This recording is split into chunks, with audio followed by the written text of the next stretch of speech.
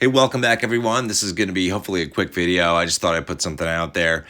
We lost a member of the investing community today, it looks like. Many of you probably know Khmer, the videos that he put out for quite a while on high yield dividends. You know, he was doing his best to help people, even though I think he was misguided on some things. A lot of things that he talked about. He said like income is the only way to get wealthy. It's the only way to get rich, and he would just ignore growth and ignore the danger of margin. And that's what this video is about. I just want to talk about margin a little bit, why I stay away from it. And I'll never use it. I'm going to teach my son to never use it. There's no reason for it. You know, you can do just fine on your own. But Khmer apparently deleted all of his videos off his YouTube channel. It's basically gone. It sounds like the rest of his social media too. So there's nothing here on his High Yield Dividend Warriors channel anymore. And it was, I checked this just a few minutes ago. It said 300 and some videos. Now it's down to 48. So he's not just making these things private. He's actually in the process of deleting these things, from what I can tell, So he must have gotten fed up. I'm guessing what happened. I can't speak, with certainty or whatever. Is that maybe a really tough margin call came in today. So like he was heavy into Misty and Coney as well. Both of those are based on derivatives of cryptocurrency, because MicroStrategy and Coinbase, they run with the bull run with Bitcoin, right? And Misty had a pretty big drop today. So did Coney, but Misty was over 8%. And Khmer was triple leveraged with margin. So for every $1,000 he had in with his own money, I think, if I remember, he had $2,000 worth of margin. So that's a 3x essentially. So you're 3x leverage, or maybe that's 2x. I don't know. I don't know technical term. I'm not a margin guy. I just stay away from it, and I'll explain why. This is a good lesson though about being over margin, because I have a feeling we're not going to hear unless Khmer comes out with his own video that he probably got over leveraged and got a bad margin call. Maybe they even went into and liquidated some of his assets. I think they can do that if the margin call is big enough, or maybe if you've had enough of them. He's had quite a few in the past month or so, with the constant up and downs. And this is the problem with yield max, man. I got out of yield max and high yield dividend ETFs like a year ago, more than a year ago, because I saw the writing on the wall. I see how these things operate. They take the full brunt of the downside of the underlying, and you only get a portion of the upside. It's capped. So over time, these things approach zero. They'll never get to zero, because if they ever approached it too closely, the fund managers would just do a reverse split like yield max did with Tesla. Okay, so that's a problem with all these. And I even put out a video. You can probably still find this on my channel. One or two videos. I know at least one. I think I've done two in the past, talking about the dangers of Misty and Coney. And because I am concerned that a lot of people are chasing yield, right? They see the big dividends, big distributions coming off these bad boys. They're getting sucked in by the dopamine hit that they get when they see the dollars hit their brokerage account, okay? But they don't know crap about the crypto market, about the bull run cycle. They don't know. And so I'm concerned that a whole ton of people that are just balls deep in Misty and Coney are just going to get their asses handed to them, because a lot of these people that were tuning into Khmer, they were following his lead. There are a lot of people that are using margin. You probably heard of a guy or seen a guy called Oracle. He used to use the terminology, he's margin to the tits, like as much margin as he can get. And there's nothing wrong with using other people's money, OPM, okay? But you got to be really careful about it. I use OPM because I run a business, and when I sell services, sell software to them, I'm using their money to get wealthy, okay? I'm not going to touch debt. I was deep in debt coming out of college with student loan debt, credit cards, shit like that. It took me a long time to get out. I got myself out, built up savings, quit my job, and started my business. Took a risk. I will never go back. I don't give a shit about. I don't need it. I don't want it, because there are dangers. There's always a danger. When you owe somebody something, you are their bitch. Let me say that again. This is not a family-friendly video. When you owe somebody something, when you are a debtor, all right, you are a slave to the master, you are somebody's bitch. there is always a clause, oftentimes multiple clauses, that can be used, excuse me, to come back and bite you in the ass. And Khmer, so he was triple leveraged or double leveraged. I don't fucking care what it is. Like, he's over leveraged. He was using most of his margin, just like he was always getting like warnings and shit. All right. And the problem with, like, if you're triple leverage or double, right, you're going to get triple or double the downside. So if what you're invested in drops by, let's just say 10%, then you're going to get hit with a 2 to 3 times that hit on your money. It's like you're going to get hammered. You're going to get margin calls. And if they're bad enough, the brokerages out there can liquidate your account. That means the dream is over. The pipe dream is over of using other people's money to get rich. It's over, done, gone, right? People use other people's money, OPM. They use HELOCs, they use mortgages, they use everything to use, to get rich or to have a better lifestyle. And this is why I hate debt. I will do whatever I can to never owe anybody. I haven't had a loan forever. I mean, I've got credit cards. I use them, I pay them off constantly. But I pay for cars in cash. I pay for a house in cash because I've gotten there. Now, most people can't do that, right? That's why I'm trying to help people get wealthy so they can pay off their mortgages, pay off their car loans, pay off their student debts, secure their retirement, all that kind of shit. But when you owe somebody something, right, they can call you to the table and say, hey, yo, we're going to take our shit now. If you don't pay your property taxes, guess what? They take your land, they take your house, they take your townhome, they take your whatever. You don't pay your HOA fees, you're part of an HOA, they can probably take your house, your condo, your condominium, whatever it is you've got in the HOA, right? When you have to answer to somebody else, and we all do, at the end of the day, we all have to answer to the state that we live in and the feds, the federales, right? Okay? So, but when you are a slave to the whorehouses of the financial system, and if you do not think they're whorehouses, watch movies like Margin Call, like The Big Short. You watch those movies, they're whorehouses, right? Okay, so they know what they're doing when they extend margin. I opened up multiple brokerage accounts in Schwab and Fidelity. Every fucking time I opened a brokerage account, it's like, would you like to enable margin? Yes. It's like check by fucking default. And I'm like, no, motherfucker, I don't want your quote unquote free money. Because I know it comes with strings and I don't want those strings. I want to be a free fucking agent. Don't come near me with offerings of debt because I know what kind of heavy saddlebags that can put on me. I'm not doing it. I am thankful, I would have to say, that I don't know of any brokerages that allow you to buy grayscale trusts on margin. Maybe there are. From what I know, what I've heard, you can't do it, which is a good thing because I bet when we had highs last year, a lot of people would have FOMO'd in, bought things on margin, and would have got a massive, massive margin call, if not liquidated, because of the downfall of the prices in the trust since that time. Okay?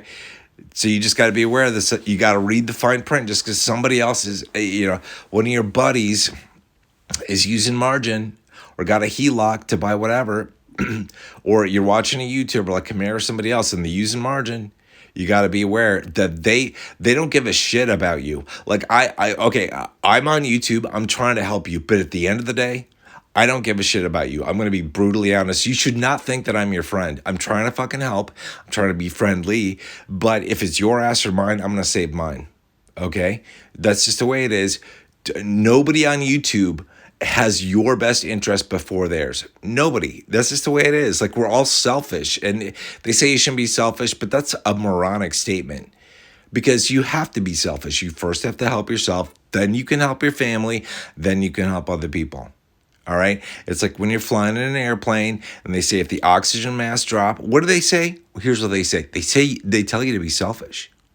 They tell you to put your own oxygen mask on before you help somebody else. Isn't that selfish? What if your mother's sitting next to you, or your dad, or your grandma, grandpa, your kid? You think it's selfish for you to put your own on? Yes, be selfish, because if you pass out, you are useless to help it. You can't help anybody else. So you got to be selfish in this world. So just as don't take my fucking word for it. I keep saying this is not financial advice. I'm not a financial advisor because it's your money. You're having to risk your money to invest in whatever. If you follow me, cool. If you don't, that's fine. But nobody on YouTube, and I mean nobody, like people, there are a lot of people that are very genuine. Like I can tell the people that are genuine versus the people that are just putting out videos just for like clickbait and they want to get the views and they're generating revenue and all that shit.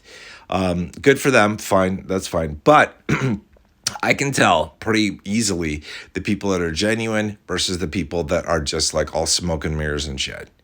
And you have to be very careful. I think it was Tactical Stock Scalper. Some of you watch his videos, I'm sure. This is like a week or so ago. He put out a video and he talked about the dangers of margin, and that, he expressed concern too, like that a lot of people were using margin and what's going to happen when we see a big market downturn, that people could get massive margin calls and could get liquidated. They could get wrecked. Okay. And, and it's probably, I am concerned about a lot of people in Khmer's Discord, because if they've been drinking the Kool-Aid, that income is the only way to get rich. First of all, it's moronic. Like, yeah, you can make a lot of money if you're in Misty, for sure. You can make a hell of a lot more if you were in MicroStrategy. If you got into MicroStrategy, by the way, when Misty first came out, you'd have way more money. Your wealth would be much bigger than it is with Misty. So dividends they're like a paycheck mentality. I've looked at dividends and they seem good. Like they draw you and they suck me in, right? But it's stupid thing where you almost all the time you make more money in growth than you do in dividends. But people are hooked on the paycheck mentality. They've been getting a paycheck all their life, and so they want a paycheck from somebody else, versus just like selling off some of their shares of an index fund or MicroStrategy or Coinbase or whatever. They want to go and they want to get a paycheck from Coney and Misty. That's what they want. They want the paycheck. They want that dopamine hit. It feels good.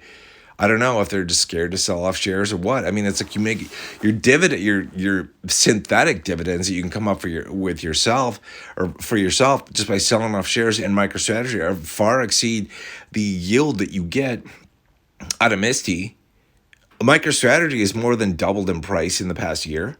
I mean, it's like you get more than 100% yield or 120, or I don't know what the Misty yield is right now, and I don't care.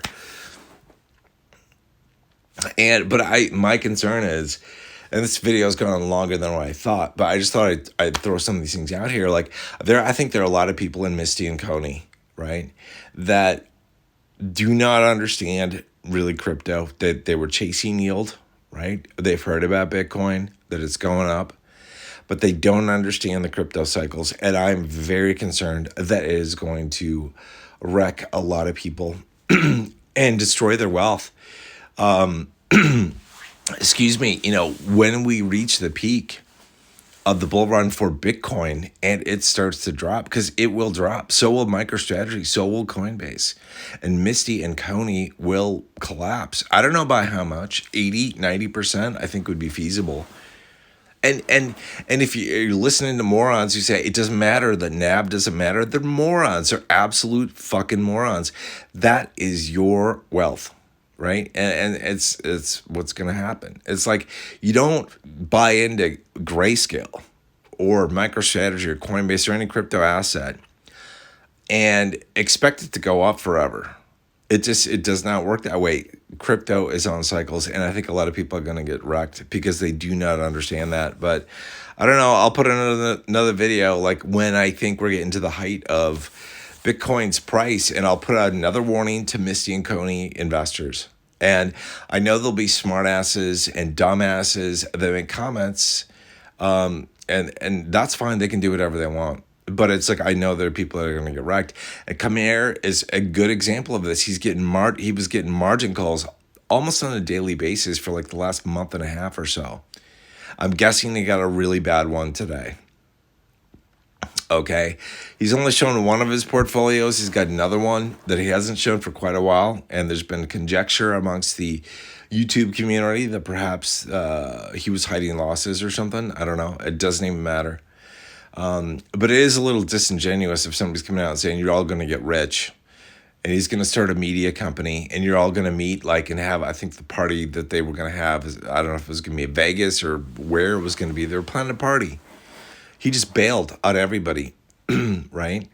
Okay, so something really bad happened. And it wasn't just that he got sick of the naysayers. He's been talking about the naysayers, the people making videos about him.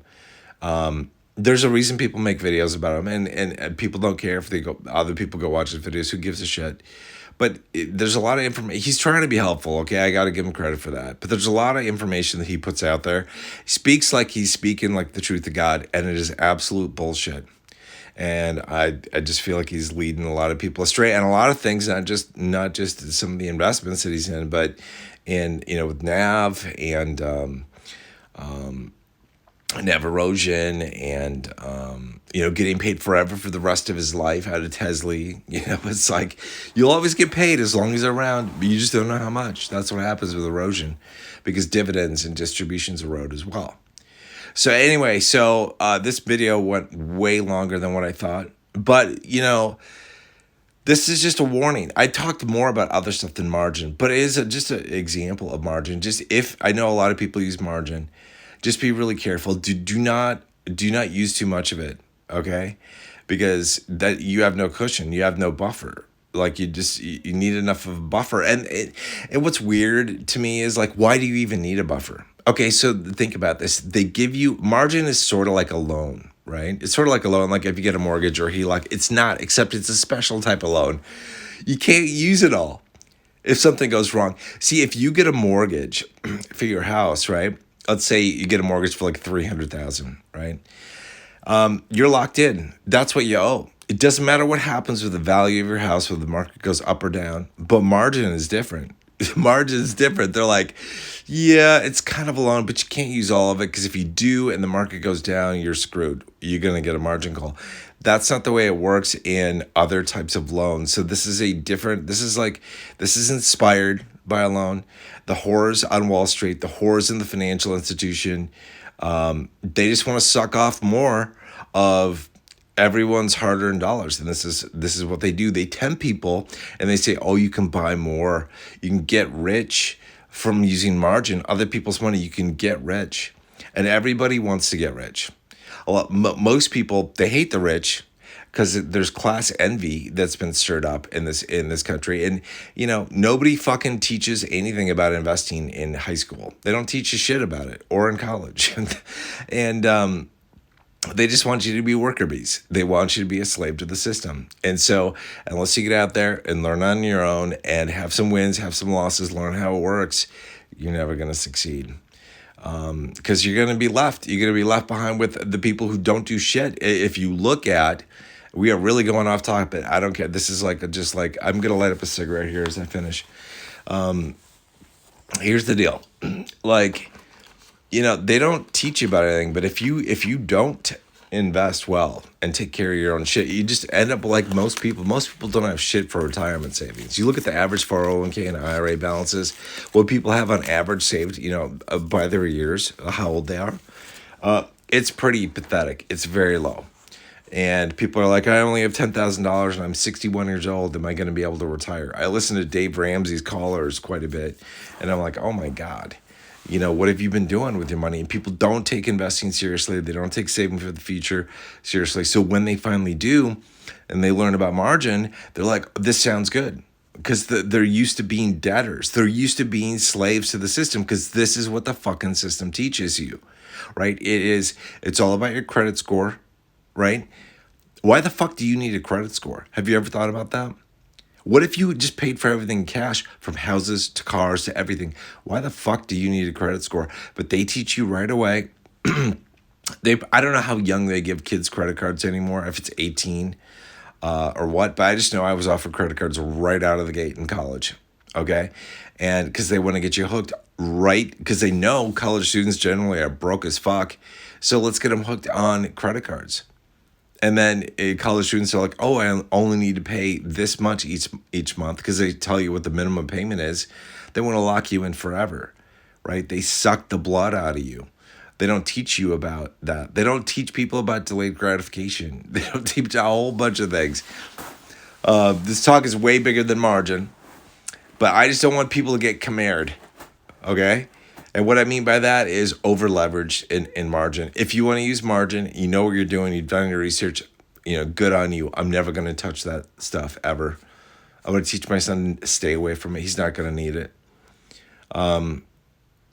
Even people who think they need it, I don't think they need it. I think margin is very dangerous. It's just my opinion.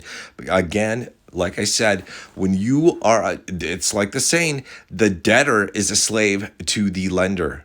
All right, you are the master's bitch when you take money from somebody else, either from you get a mortgage, you get a HELOC, you get a credit card, cash advance, you get margin, you get whatever, and margin's got these special rules, right? It's got the special rules.